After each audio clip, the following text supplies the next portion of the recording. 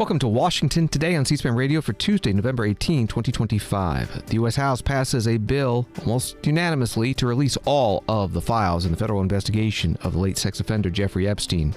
President Donald Trump meets with the Saudi Crown Prince Mohammed bin Salman at the White House. The prince pledges to increase Saudi investment in the U.S. to $1 trillion. The president dismisses a question about the 2018 murder of Washington Post columnist Jamal Khashoggi, which U.S. intelligence has pinned on Saudi Arabia.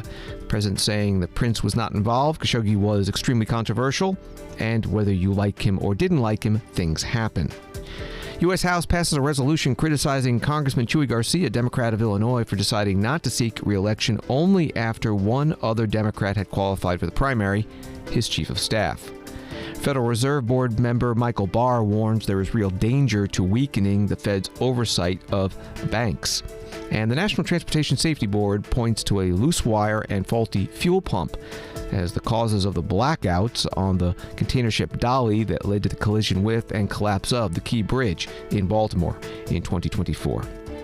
Associated Press writing the House voted overwhelmingly to pass a bill Tuesday to force the Justice Department to publicly release its files on the convicted sex offender Jeffrey Epstein, a remarkable display of approval for an effort that had struggled for months to overcome opposition from President Donald Trump and Republican leadership.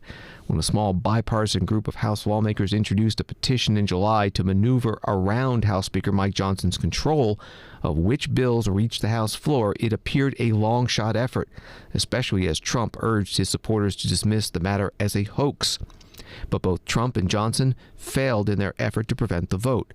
Now the president has bowed to the growing momentum behind the bill and even said he will sign it if it also passes the Senate. That was from Associated Press. Before the House debate and vote, some of the members who supported the bill held a news conference outside the U.S. Capitol building with some of the survivors of Jeffrey Epstein's abuse. Lisa Phillips is one of those survivors. It's an honor to stand here again for something America is finally united on: the immediate release of the entire Epstein files. In a divided nation, this is one demand we all share. Last time I stood here, I made a promise to all survivors watching. If those in power refused to release the truth, we would start uncovering it ourselves. For anyone who doubted that moment has already arrived. Since that day, more survivors across the country and around the world have reached out. Text, emails, DMs, firsthand accounts, and evidence. Many are women who were abused or trafficked through the international modeling pipeline Epstein built, promising visas, apartments, opportunities, futures, while exploiting their dreams for abuse. Most are still terrified to speak publicly because the men involved are powerful. They're connected, and as we know, they're protected.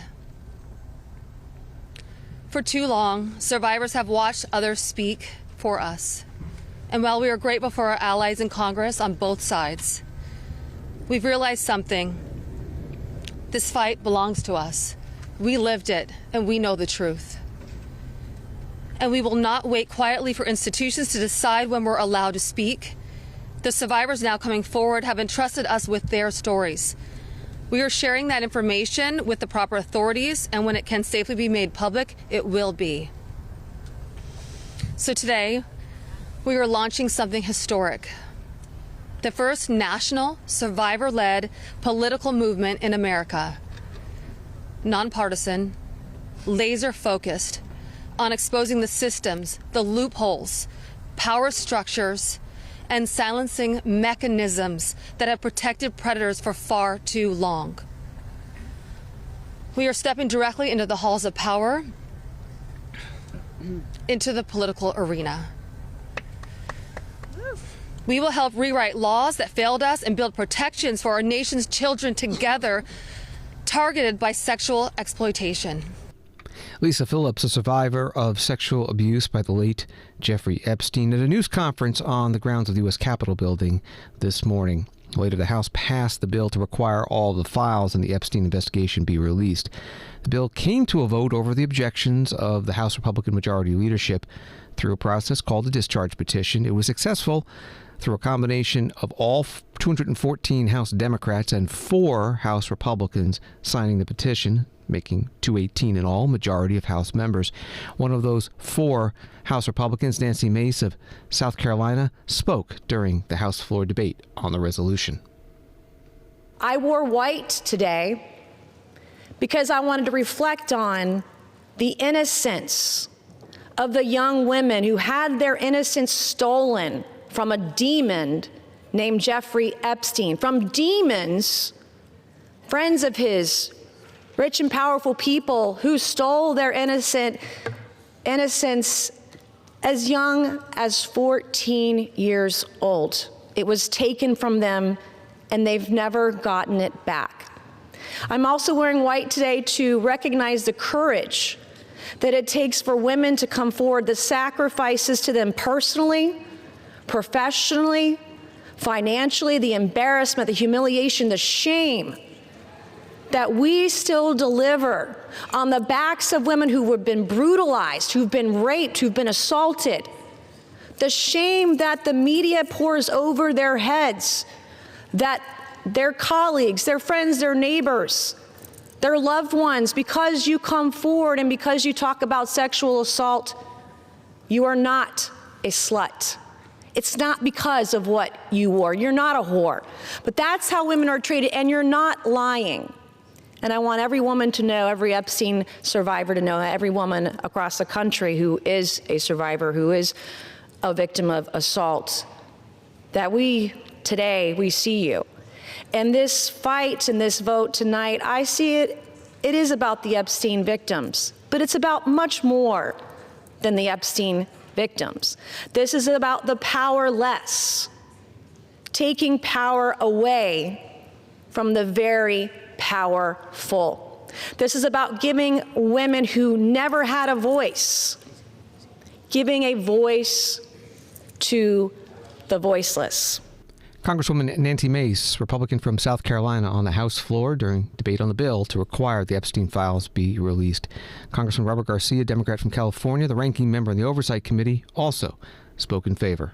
It is time to end this White House cover-up now. Now, we know that Donald Trump has tried everything to kill our Jeffrey Epstein investigation, and he's failed. And now he's panicking. He's about to lose his Epstein vote to force the Department of Justice to release the files. And let's be crystal clear. Trump has the power to release the files today. He does not even need a vote. And he continues to defy the subpoena of the Oversight Committee to release all the files. What is Donald Trump hiding? What is Pam Bondi, the Attorney General, hiding? Why won't they release the Epstein files right now? And he must explain to the public why he moved sex trafficker and monster Ghislaine Maxwell to a cushy, low-security prison after her interview with Trump's personal lawyer. He should declare, and every Republican should say, that she does not deserve a pardon or a commutation. The gentleman's time has expired. 30 more seconds. I grant him 20 more seconds. We don't care how much money you have, what party you're in, how powerful you are. We should get justice for the survivors of Jeffrey Epstein. And our work on the committee is not over. Next up are the bank and financial records to follow and expose Epstein's network. Today, there should be a unanimous vote on releasing the files, and we will get justice. And with that, I yield back. Congressman Robert Garcia, Democrat from California, ranking member on the Oversight Committee on the House floor. Congressman Troy Nehls, Republican from Texas, also voted yes on this bill, but in a statement on the floor during the debate, he criticized the Democrats for the way they have handled the issue. The Democrat Party, with help from the dishonest media, used the Epstein files not to seek justice from the victims, but to smear President Trump. And it's sickening, quite sickening. The Democrats have used the Epstein files to distract the American people from the wins President Trump and his administration have delivered for the American people for the last 11 months. I'm proud to work with my Republican colleagues on the House Oversight Committee in coordination with the Justice Department. 65,000 pages of documents are related from Epstein released. What have my Democrat colleagues done? They selectively leaked and altered documents to mislead the American people. As President Trump has stated, we have nothing to hide here. I'm voting to release the files so that we can move on from this smear campaign the Democrats have manufactured. God bless Gentleman's Donald J. time has Trump. expired. Congressman Troy Nehls, Republican from Texas, on the House floor. And the House did pass this bill, 427-1. New York Times writing, as soon as the resolution passed, Democrats turned and applauded the House gallery where survivors of Jeffrey Epstein, the convicted sex offender, were seated. They rose and cheered for lawmakers. In return, the survivors blew kisses and shouted thank you to the House floor as some wiped tears from their eyes. That was the New York Times. The one no vote was Congressman Clay Higgins, Republican from Louisiana, who wrote on X, "I have been a principled no on this bill from the beginning. What was wrong with the bill 3 months ago is still wrong today. It abandoned 250 years of criminal justice procedure in America. As written, this bill reveals and injures thousands of innocent people, witnesses, people who provide alibis, family members, etc. If enacted in its current form, this type of broad reveal of criminal investigative files released to a rabid media will absolutely result in innocent people being hurt, not by my vote." That was from Congressman Clay Higgins, Republican from Louisiana, who voted no on releasing the Epstein files today. House Speaker Mike Johnson, also Republican from Louisiana, expressed similar concerns at a news conference this morning. A reporter asked him why, if he is concerned, he is voting yes. I understand where you're coming from with your concerns with the discharge petition. I also understand your want for transparency in this case. You've been very clear on both those fronts for weeks. So is the reason why you're now deciding to vote for this resolution because President Trump directly said Republicans should vote for this? Because this has been your position all along, and you've made it clear you weren't in support of this resolution. If and when the discharge reached the 218th signature, it'll be forced. And the forcing mechanism here prevents the very deliberate, professional, careful manner in which Congress is supposed to do this. I lament that. That's why I'd been opposed to it all along. But having now forced the vote, none of us want to go on record and in any way be accused of not being for maximum transparency. So the only intellectually consistent position to have right now, the only way to ensure that both those things are true at the same time, is to allow for everyone to vote their conscience and to go on record to say, of course, we're for maximum transparency. Now, I'll tell you, there's a handful of Republicans, Judiciary Committee members, and a few others who are really struggling, as I have been, about whether or not they could even vote yes today because of this, because we don't have an absolute guarantee that this will be fixed in the Senate. I have a high degree of confidence in that, and that's why that's why I'll be voting yes today. And I've talked about that at great detail. We had an hour and a half long conference call on Sunday with Judiciary Committee members who are really, really concerned. I mean, they're all for maximum transparency, but they're really, really concerned about protecting the victims, and I am as well. And that's why we have gone through this whole long process. U.S. House Speaker Mike Johnson, Republican from Louisiana, at a news conference this morning. And with the House having passed the bill, sending it over to the Senate, PBS reporter Lisa Desjardins writing on X that Senate Majority Leader John Thune, Republican of South Dakota, just told us the Senate could pass the Epstein bill as soon as tonight. Regardless, he said the plan is this week. He brushed aside questions about amending it, pointing out the House passed the bill 427-1 and the president has committed to signing. And Senator Chuck Schumer, Democrat from New York, the minority leader, said on the Senate floor today that he would like to see this bill passed through unanimous consent, that is, without a roll call vote and without amendment, without delay. He said Americans had waited long enough. Congresswoman Marjorie Taylor Greene, Republican from Georgia, is another of the 4 House Republicans who initially signed the discharge petition with all the House Democrats to force the vote on the bill to release the Epstein files. And today she spoke about what that has done to her relationship with President Trump.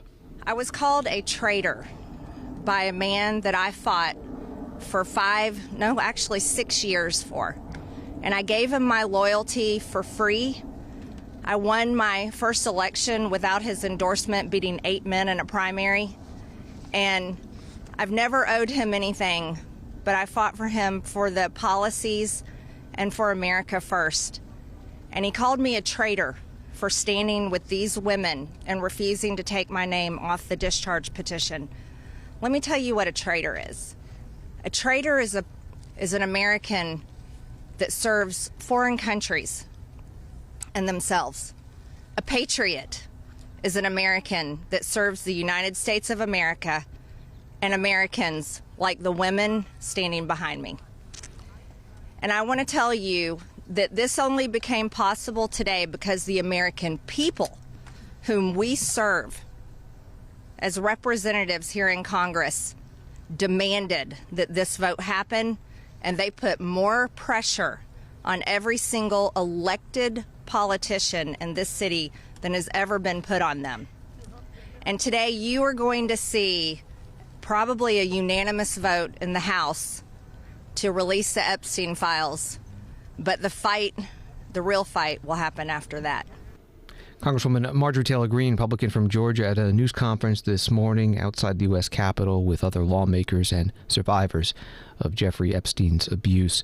C-SPAN spoke with reporter Max Cohen of Punchbowl News about how the Epstein files issue has affected the coalition that supports President Donald Trump. We heard from Representative Marjorie Taylor Greene earlier today. We were just showing our viewers video of her standing next to Thomas Massie and Ro Khanna. They had a news conference with survivors of abuse by Jeffrey Epstein. And at that news conference, Marjorie Taylor Greene said this Epstein release debate has caused the MAGA movement to rip apart. What did she mean? What she's referring to is the Epstein files, and the release of the Epstein files was an animating debate, an animating topic among the far right, among conservative Republicans. For a long time, the Republican Party and parts of it said unlocking these Epstein files is so key to understanding how this powerful person abused his power and ensnared other powerful Democrats, in the Republican view, into this. They named Bill Clinton, Larry Summers, other prominent left-wing figures. So for a long time, this was a GOP issue. Release the Epstein files was a Republican rallying cry. And many of Trump's officials who now occupy high-ranking positions in the DOJ had that exact same tune, release the files. However, of course, over the summer, when Bondi and other DOJ officials said, actually, there are no Epstein files, actually, there's nothing to release, then the right wing of the party revolted. And I think what Marjorie Taylor Greene, Lauren Boebert, Nancy Mace, and Thomas Massie represented was a wing of the party who did not buy what the White House was selling on this, was not convinced that there wasn't a list or that there wasn't a client information, etc. They said, hold on, we've been talking about this issue for a long time, even before Trump was in office. Now that our preferred president is in power, he's not coming good on his claims. And that's what kind of tore apart the MAGA movement in some ways, is you had conservative members of Congress, the conservative activist base on one side, and the White House and the DOJ on the other. Punchbowl News congressional reporter Max Cohen interviewed by C-SPAN today. And President Donald Trump was asked about the Epstein files during a White House Oval Office meeting with the visiting Saudi Crown Prince. Mr. President, why wait for Congress to release the Epstein files? Why not just do it now? It's not the question that I mind, it's your attitude. I think you are a terrible reporter. It's the way you ask these questions. You start off with a man who's highly respected, asking him a horrible, insubordinate, and just a terrible question. And you could even ask that same exact question nicely. You're all psyched up. Somebody psychs you over at ABC. They're going to psych it. You're a terrible person and a terrible reporter. As far as the Epstein files is, I have nothing to do with Jeffrey Epstein. I threw him out of my club many years ago because I thought he was a sick pervert. And I guess I turned out to be right. But you know who does have? Bill Clinton, Larry Summers, who ran Harvard, was with him every single night, every single weekend. They lived together. They went to his island many times. I never did. Andrew Weissman, I hear. All these guys were friends of his. You don't even talk about those people. You just keep going on the Epstein files. And what the Epstein is a Democrat hoax to try and get me not to be able to talk about the $21 trillion that I talked about today. It's a hoax. Now, I just got a little report, and I put it in my pocket, of all the money that he's given to Democrats. He gave me none, zero, no money to me, but he gave money to Democrats. And people are wise to your hoax, and ABC's your company, your crappy company, is one of the perpetrators. And I'll tell you something. So why not just sign it down? I think the license should be taken away from ABC, because your news is so fake and it's so wrong. And we have a great commissioner, the chairman, who should look at that, because I think when you come in and when you're 97% negative to Trump, and then Trump wins the election in a landslide, that means obviously your news is not credible, and you're not credible as a reporter. So I've answered your question. You should go and look at the Democrats who received money from Epstein, who spent their time. Larry Summers was with him all the time. That creep of the fund guy was with him all the time. What's his name? Reid Hoffman. Who? Reid Hoffman. I don't know Reid Hoffman, but I know he spends a lot of money on the radical left. Reid Hoffman, in my opinion, should be under investigation. He's a sleazebag. And those are the people, but they don't get any press, they don't get any news, and you're not after the radical left because you're a radical left network.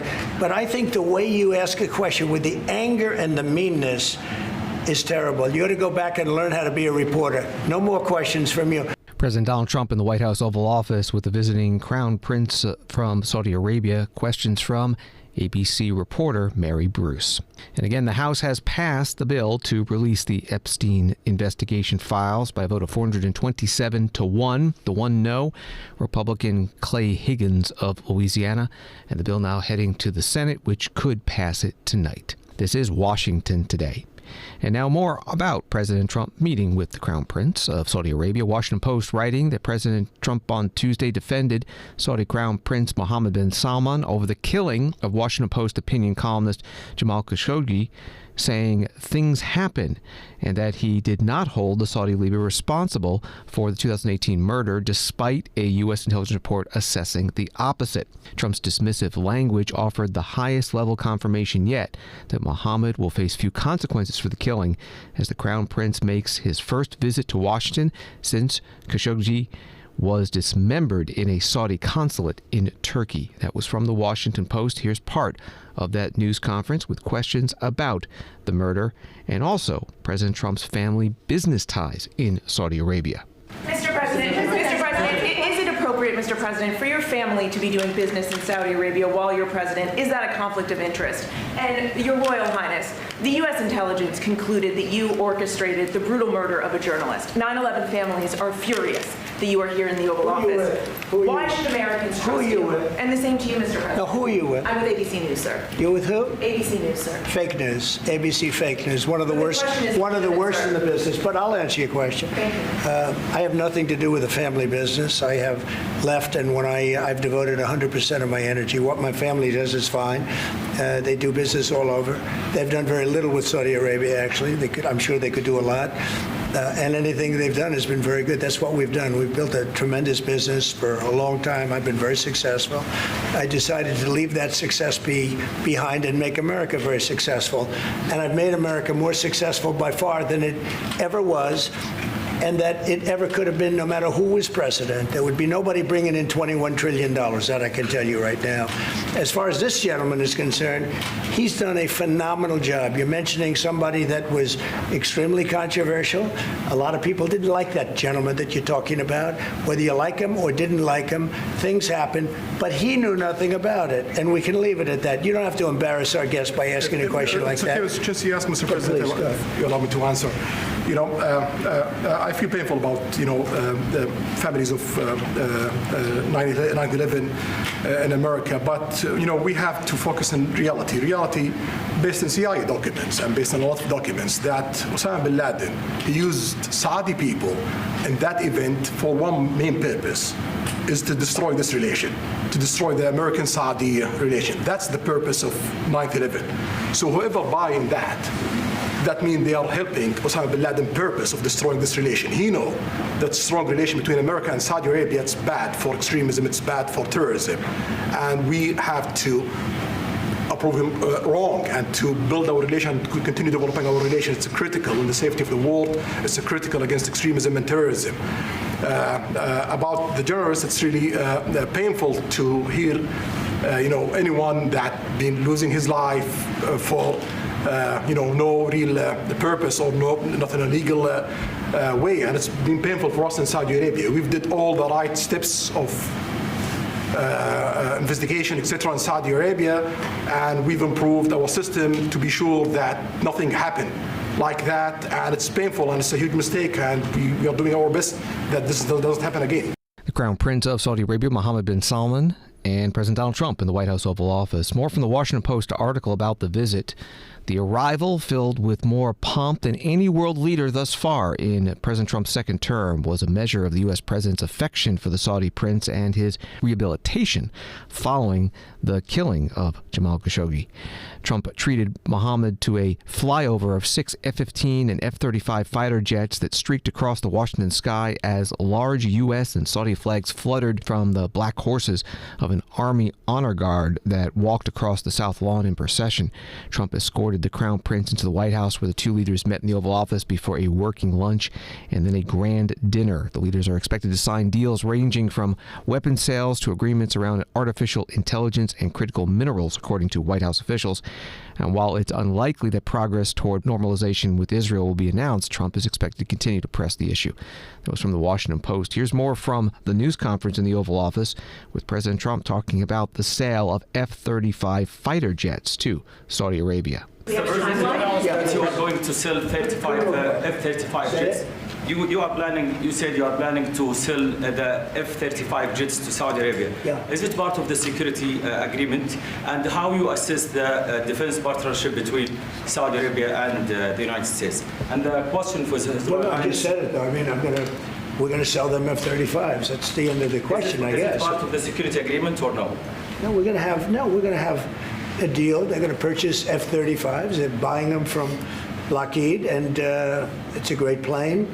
We make, by the way, the best military equipment. You saw that during the Iran little skirmish. We make the best planes, the best missiles. We make the best offensive missiles.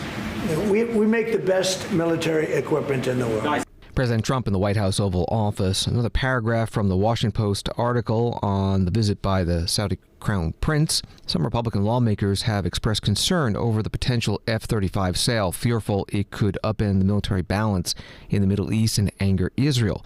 There are also concerns that if transferred to Saudi Arabia, the F-35 technology could be easier for China to steal, as the kingdom has a close relationship with Beijing. For his part, the Crown Prince, Mohammed bin Salman, said that Saudi Arabia is now pledging investment in the U.S. to increase.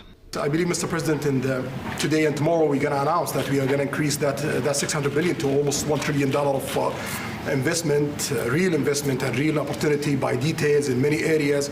And the agreement that we are signing today in many areas in technology, in AI, in earth materials, magnet, etc., that will create a lot of investment opportunities. So you are doing that now. You're saying to me now that the $600 billion will be $1 trillion. Definitely, because what we are signing it will facilitate that, and we I like that very much.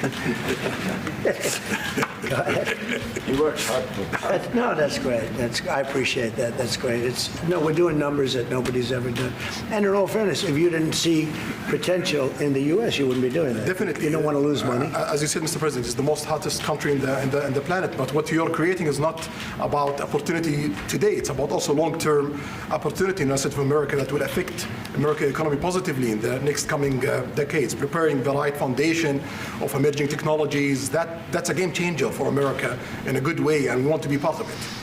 Mohammed bin Salman, Saudi Arabia Crown Prince, meeting with President Trump in the White House Oval Office today. On Wednesday, the Crown Prince will be attending a U.S.-Saudi Arabia investment forum at the Kennedy Center in Washington. Reuters reports that CEOs from Chevron, Qualcomm, Cisco, General Dynamics, and Pfizer will attend, plus senior executives from IBM, Alphabet's Google, Salesforce, Andreessen Horowitz, Halliburton, Adobe, Aramco, State Street, and Parsons Corporation.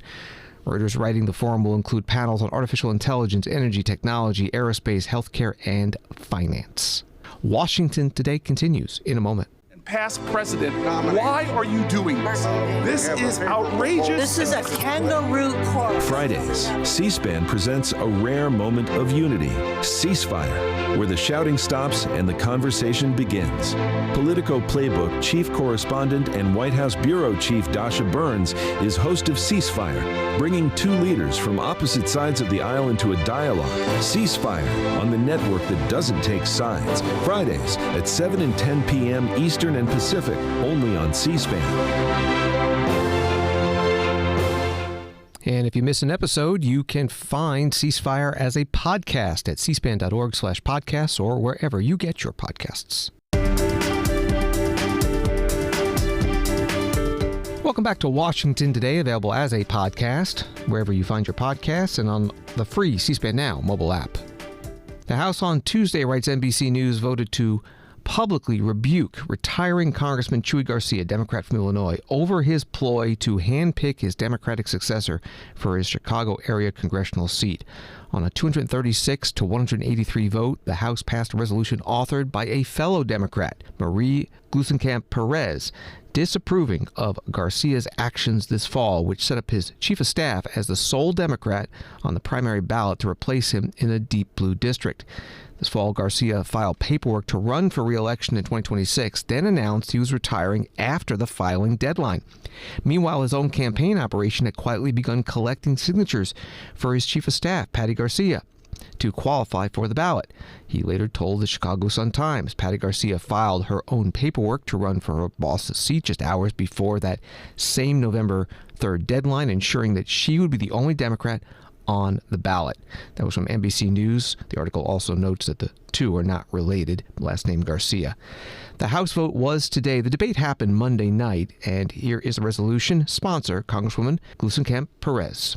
We are not here to adjudicate the character or quality of work of what has gone before in the career of Representative Garcia. That is not the question at hand. No good work means that you are able to end your career with impunity and choosing your successor. This slide towards this is not who we are as a country. People bled and died for the right to elect their own representative. And to say that you can at the last moment submit at least 2,500 signatures when your name is at the top of the list. And to the question of legality, this is not a question of whether or not what he did was legal. This body does not adjudicate state election law. That's not what we're trying to do here. We do not choose the rules in Illinois elections. But what we can say, we cannot imagine every illegal thing, every amoral thing, and make it illegal. Legality is smaller than morality. And the question at hand is, do we condone a subversion of an election because it is playing by the rules? Congresswoman Marie Gluesenkamp-Perez, Democrat from Washington State, on the House floor Monday night. Politico reports that Congressman Chuy Garcia, denying purposefully clearing a path for his chief of staff to take his seat without facing a primary, but a document filed with Illinois elections officials shows he was the first to sign her nominating petitions days before he announced his retirement. Congressman Garcia spoke during the debate on the resolution in his own defense Monday night. He said he had intended to run for another term, but then he considered his health at age 69, plus his wife's health, she has multiple sclerosis, and that she had been taking care of their daughter's 4 children since their daughter was killed in 2023, and that's why he pulled out of the race. I filed to run for Congress because this work is more important than ever, and I wanted to deliver for my community and to be part, hopefully, of a new House majority next year. I followed the rules of Illinois and its election law. When the ballot was open for anyone to file, as they had over the past 6 years and the 4 times that I stood for election. And contrary to claims that were made earlier today, I did not circulate any petitions that I was accused of circulating. I only circulated when I filed on the first day. But as I looked ahead, I had to be honest about what the next term would demand and what my family needed. I saw the big picture, supporting my wife as we manage her illness, taking better care of my own health, and being present for the grandson that we just adopted 2 weeks ago.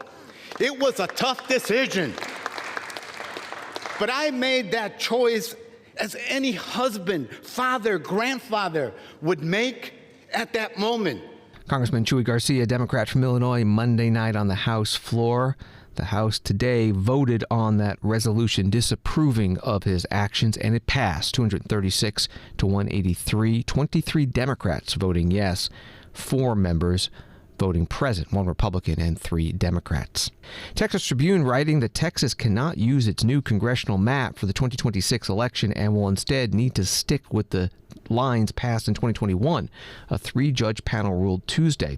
The decision is a major blow to Republicans in Texas and nationally who pushed through this unusual mid-decade redistricting at the behest of President Donald Trump. They were hoping the new map would yield control of 30 of the state's 38 congressional districts, up from the 25 they currently hold, and help protect the narrow GOP majority in the U.S. House. That was from the Texas Tribune. From 7 News, WJLA in Washington, D.C., a large and vocal crowd gathered at the Lisner Auditorium at George Washington University for a Turning Point USA discussion that featured Health and Human Services Secretary Robert F. Kennedy Jr. This marked the group's first high-profile event in Washington since co-founder Charlie Kirk was shot and killed during an appearance in Utah. Kennedy addressed topics ranging from vaccines to allergies. And while the packed auditorium was filled with cheering, the event also attracted protesters outside who were upset with Kennedy's stances on health care. That was from WJLA. Here's part of that event from Monday night as he was asked about political violence in the wake of the Charlie Kirk murder.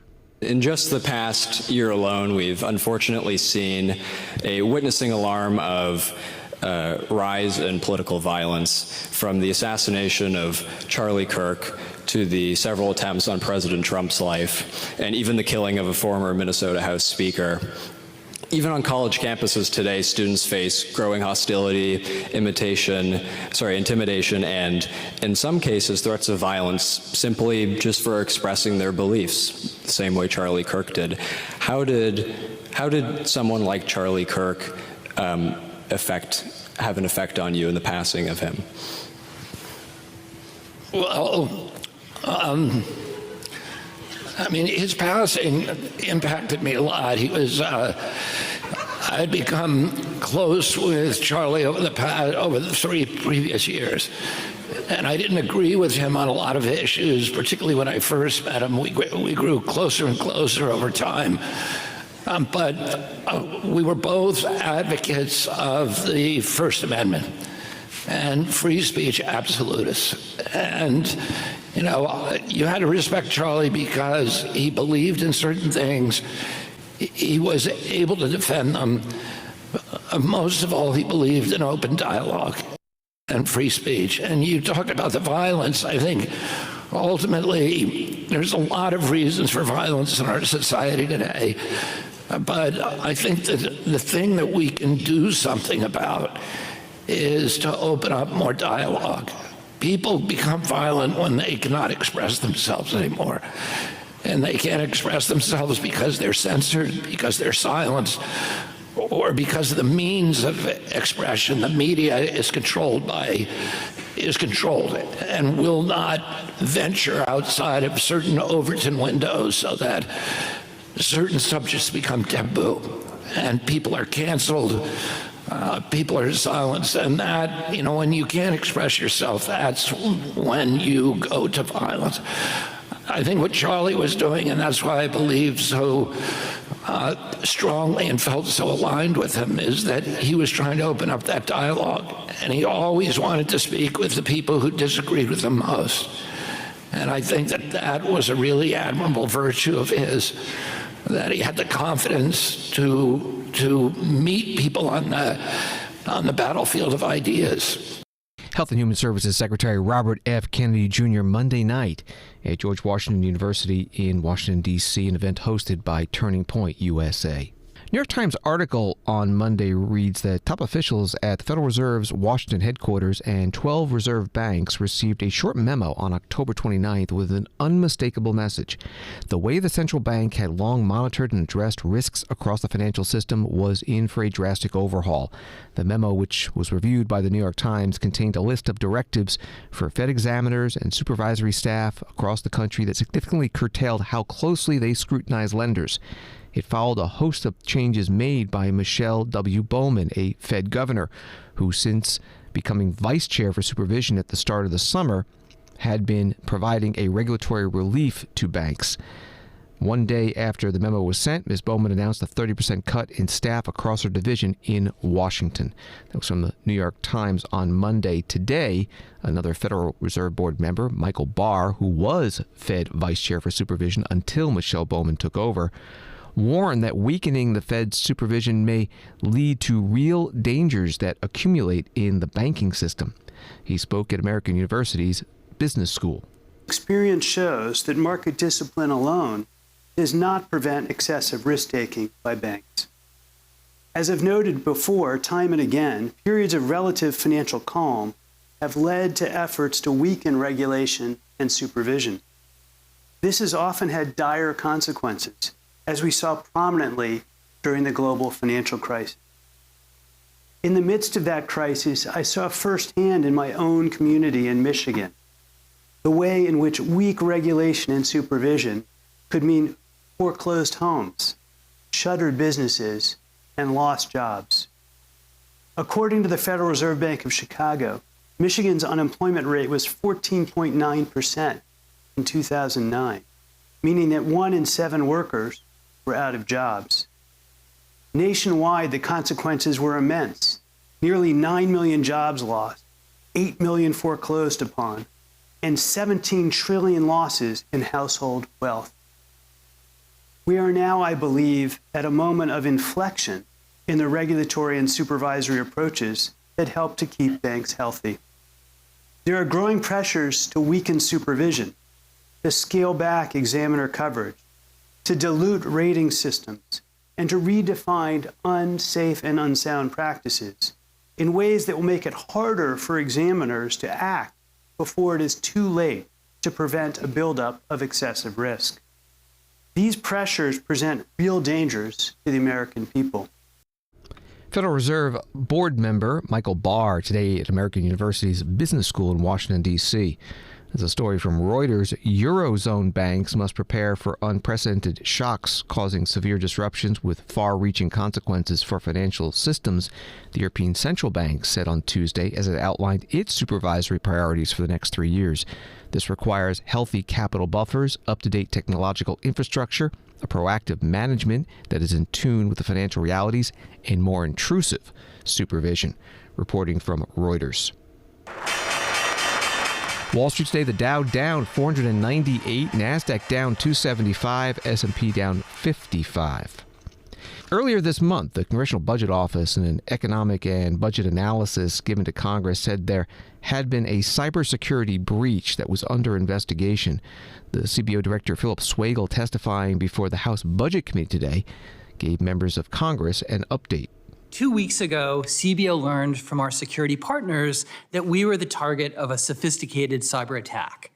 This incident involved unauthorized access to a subset of CBO's email by a threat actor. Working with our security partners, CBO took immediate action to address that unauthorized access. Our security partners have told us that based on current findings, we have not observed further evidence of unauthorized access to CBO email. CBO is operating as normal, and our work to support the Congress has continued without interruption. The investigation into this incident is extensive and ongoing, with help from our federal partners and from private sector security specialists. I'm grateful to the House and Senate Sergeant at Arms, the Senate CIO, the House CAO for their guidance, to the U.S. Capitol Police and the Architect of the Capitol for their support, and to many others across the legislative branch. I realize that members have questions. The investigation is still going on, including with regard to CBO email, the threat actors' activities, and steps to further strengthen CBO's defenses. When we know more, I will provide that information in a closed-door setting. I cannot say things in this setting that might hinder remediation or investigation. You have my commitment that you will get complete information. Director of the Congressional Budget Office, CBO, Philip Swagel, in testimony today before the House Budget Committee, the committee holding a hearing on oversight of CBO operations.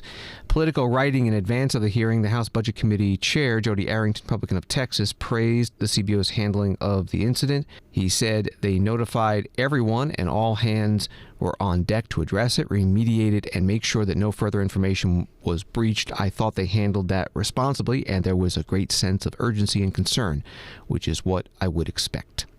This is Washington Today. WRC-TV News 4 in D.C. writing the two electrical blackouts, one caused by a loose wire and another by problems with a fuel pump, disabled the controls of a huge cargo ship before it crashed into Baltimore's Francis Scott Key Bridge, causing it to collapse last year and killing 6 construction workers, National Transportation Safety Board officials said Tuesday.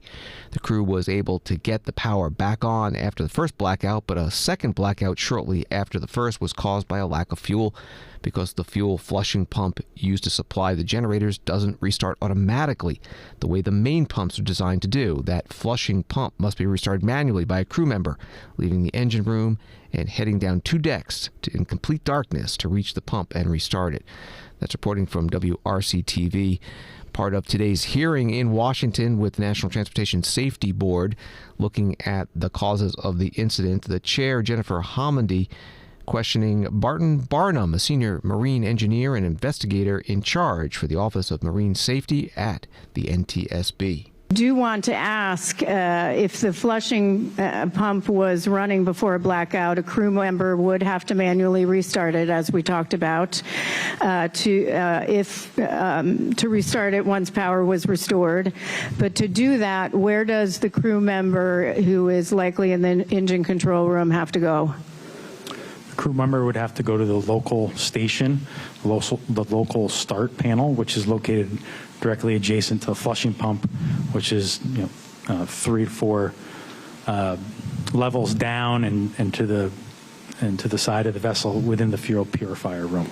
So to restart it, you have to go. It's 2 levels down in near total darkness with a flashlight from the engine control room on the 2nd deck to the purifier room on the 4th deck. Yes, ma'am. Yeah, okay. And can we talk, was the crew aware that they should not be using the flushing pump to supply fuel? This is an item that we have a draft finding for. We certainly feel that they should not have been using it. We also feel that Synergy should have been aware that they were using it. And at the time, Synergy did not have any policies or procedures related to the use of the flushing pump. And we have a proposed recommendation that states that they should incorporate it into their SMS. Well, in fact, we had found in the investigation that they had likely been using it, the flushing pump, for at least 7 months. But also, Synergy should have known it was being used. But the crew, I have some concerns that how they would have known. This was the first contract with the Dolly for this crew. They did not indicate their awareness at all that it shouldn't be used. There's no policies. There's no standards. And then the engineer, the chief engineer that preceded this crew also didn't know. So I do have some concerns about that, but I'm running out of time. So very quickly, I will ask, now that Synergy knows this was being used, they had a technical manager brief the crew, right? Yeah. Don't use it. Are there any corporate-wide policies or procedures saying don't use it? Have they written those? No. No, it's been 20 months, right? I mean, that's the reason you're a party to our investigation, so you should take that action. It's been 20 months. We're not talking about a regulation. We're talking about a corporate-wide policy to stop using the flushing pump, which has no redundancy whatsoever. Chair of the National Transportation Safety Board, Jennifer Mohammed, asking questions at today's hearing. During a break in the hearing in Washington, D.C., on the hearing on the collapse of the Key Bridge in 2024 when the cargo ship Dolly ran into it, she spoke to reporters about what happens next after the NTSB approves these findings. With the findings of this hearing, do you think that they are satisfactory enough and will prevent this kind of thing from happening again? Our issuance of the investigative report is our first step towards safety change. Part of including technical experts from those involved in an accident is to ensure that they get access to information quickly, they don't have to wait for our investigative report to be issued, and they can take those safety actions that are necessary. That was not done in all cases, so we issue recommendations based on our findings. In order to see safety change, we need our recommendations implemented. That's the next step. So we've issued the safety recommendations. Now we need to make sure that they're implemented. And so we will work diligently. We have an entire team to do this, and plus the board members, with those recipients to hopefully get them to take action pretty quickly. Responsibility primarily is it to implement those recommendations in your view in this case? The recipients. We issued a number of recommendations, 17, to various recipients, everyone from Federal Highway Administration to AASHTO, that's the state transportation officials, to Synergy, Hyundai, you name it. So they have to implement those recommendations. Jennifer Mohammed, chair of the NTSB, National Transportation Safety Board, speaking to reporters during a break in today's hearing on the causes of the container ship Dolly hitting the Key Bridge in 2024, causing it to collapse and killing 6 construction workers. You can find the full hearing at our video library at cspan.org. And thanks for listening to Washington Today. Sign up for C-SPAN's evening newsletter word for word and get the stories making the headlines in Washington sent to your inbox every day. Subscribe at cspan.org/connect. Have a good night.